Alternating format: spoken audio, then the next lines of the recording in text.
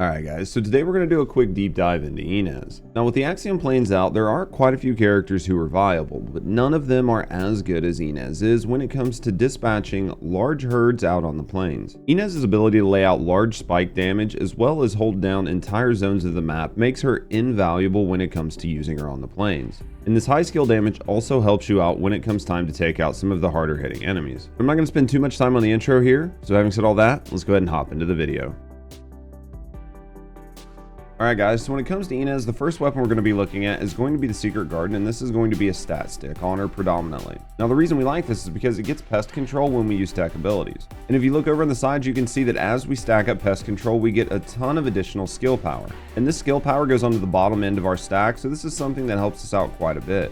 You really will want to try to go ahead and max out your Secret Garden for somebody like Ines. You can get by with something a little bit lower level like a 2 or a 3 star, but ultimately at the end of the day you're not doing yourself any favors, so go ahead and max this gun out and get it to 4 stars. When it comes to the weapon roll and cores, realistically none of this matters because you're not going to be shooting this gun. The important thing to put on here is going to be something like triple sprint, that way Ines can move around the battlefield really efficiently. When it comes to the mods for this weapon, again, I wouldn't prioritize putting anything on it as this is not going to be the weapon you're going to be firing when you need to do weapon damage. Now when it comes to weapon damage, this will be the gun that you will be using. We will be using our last dagger. This gun has been a staple in the sandbox for many seasons now, and I don't see it changing anytime soon. Between this gun's unique effects and great core slots, it's really hard to put it down for something else. So because of that, we're going to go ahead and slap on 1 chill attack, 2 firearm attack, 1 fire rate, and 1 rounds per mag core on this weapon. When it comes to the roll down bottom, we're going to go ahead and go with firearm critical hit rate, firearm critical hit damage, firearm attack, and weak point damage. So for the mods on this weapon, we do have a very general setup. What we want to do here is really maximize the weapon's base damage, increase the fire rate, really ratchet up that critical hit rate and damage, that way it synergizes well with the weapon's skills. We're going to go ahead and add on a little bit of weak point damage, put some chill attack on there, and then we're going to finish it off with firing fiesta, which is going to give us nice big burst windows. Now when it comes to the reactor on this build, you're definitely going to want to go with an electric tech reactor. When it comes to the optimized conditions, you absolutely need to have tech rifle on here, but I would consider putting handgun on here as well. That way you're not losing damage when you switch out to your handgun for some of the burnouts later on in some of the fights. When it comes to the roll down bottom, we're going to go ahead and go with cooldown and skill critical hit damage. The reason we like this is because this build is going to have some pretty insane synergies around skill spam, and that is what's going to allow Ines to be super oppressive on the battlefield. So make sure you have skill cooldown and skill critical hit damage down there. Now for this particular build, I'm actually a pretty big fan of the Bravery set. I do know that we lose some outright damage numbers by putting this on, but we do make that up by being able to spam our skills just an insane amount. This whole build synergy is realistically around Ines' ability to keep the entire battlefield under constant damage, and this set is going to allow you to do that. So when it comes to the rolls and the cores on this, make sure you have exactly what we have on screen. This is going to ensure that the build actually functions properly and that you're not getting one shot all the time. So when it comes to our inversion reinforcements, this is what we're going to be looking at. The first one we're going to look at is going to be chill focus rounds. Now the reason we have this on here is it's going to ensure that when Ines pulls out her last dagger, she is able to do just a little bit more damage on those burnouts. So the second inversion reinforcement we're going to add is going to be selective neurostimulation. And the reason we like this is it's going to allow us to have just a little bit more MP. That additional resource is going to allow us to stack up more of our unique resource, and that's going to allow us to use our 4 even more frequently. So it is nice to have this on the build.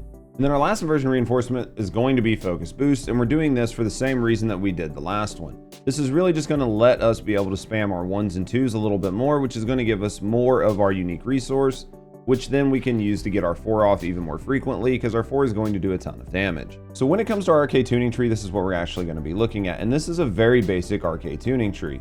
This is one that you will see on a lot of critical hit descendants just because it works very well with a lot of their abilities and their synergies.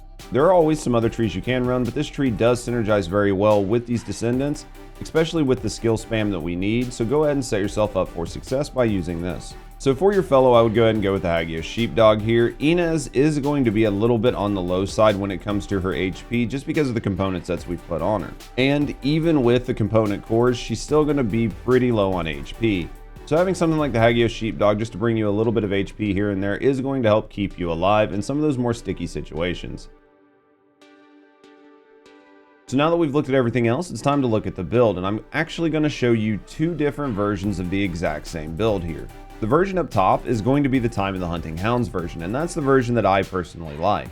Now, the reason I like this is because it makes all of our abilities tech, which means we don't actually lose any damage based on our reactor selection. The only downside to this is that her 3 is actually kind of hard to aim and does put you out in a little bit of risk when you use it. So transparently, I don't use her 3 very often when I'm running Time of the Hunting Hounds. Again, as we said earlier, the reason I like this mod is because of the synergies of everything being tech. So when it comes to the rest of the mods on the build, the main thing we're going to be doing here is trying to get our critical hit rate and damage up as much as we can, get our range out there as far as we can, and try to get our cooldown as low as we can. Outside of that, we're going to tack on just a little bit more damage and finish this build off with Decimator. Now, the no red mod build down below isn't very much different. The big difference is going to be we switch to focus on singular instead of focus on tech, and that is purely a personal preference. One of the reasons to switch to a no red mod build is so you can use your 3 a little bit more liberally, as you're not going to be in as much danger when you use it. So because of that, we did add the singularity synergy here just to make sure that that ability is doing even more damage. But other than that, the builds are generally the same, so feel free to try both of these builds out and see which one works better with your playstyle. Alright guys, and now we're going to talk about how to play these builds, and both of these builds play out essentially the exact same way. When you jump into battle for the first time, go ahead and start spamming your 1s and your 2s to get some special resource built up. After you get that special resource built up, go ahead and start tossing 4s around on the map. Your main goal here is to cover as much of the map with your 4s as possible. After you get your 4s on the map, go ahead and start spamming your 2s in between the 4s that you're putting down just to try to keep as much damage on the field as possible. Now, your bravery set is going to do a pretty good job of giving you back your 2s and 4s almost on cooldown, just so long as there are actually enemies for you to kill. You'll see in the gameplay, those are basically the only 2 abilities that I focus on, are my 2 and my 4 in most general mobbing, even out on the plains. Now, if I start to notice that I'm running out of charges on my 2 and my 4 and there are enemies around me, I will go ahead and mix in some 1s.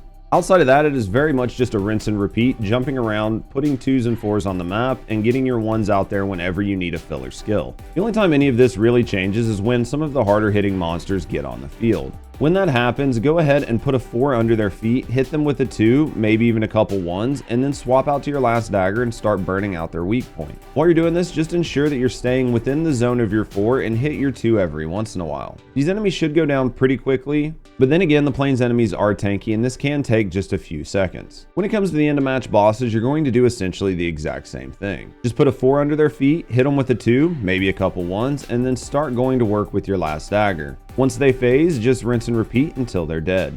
Now, one of the only other differences here is when you're not using a red mod build, you might want to use some 3s. But keep in mind, whether you're using a red mod or not, using your 3 is going to lock you in position, and that is going to open you up to some pretty big attacks. And out on the plains, these enemies hit very hard, and Ines is kind of a glass cannon. So while you can use these by yourself, I would highly advise you not do it too frequently and save it for when other people are there who are tanking. That way the aggro doesn't come to you and you do not get one shot. Alright guys, and that's it. That's everything you need to know about our updated Ines build. This build has not changed very much from pre-season 3 to post-season 3, as honestly the trigger mods didn't really make that big of a change. But I did want to go ahead and get the build updated, that way you guys had what I was using in your hands, because a lot of people do ask about my Ines build. But having said all that guys, hopefully you enjoyed the content, and if you did, consider liking and subscribing for more First Descendant content, as well as other game coverage in the future. And if you want to get to know me and the community a little bit more, consider coming over and watching us live, either here on YouTube or over on Twitch. We do stream 5 days a week, and we would love to get to know you a little bit more, and we'd love to have you stop by and get to know the community. But having said all that guys, thanks for watching, and as always, have a great day.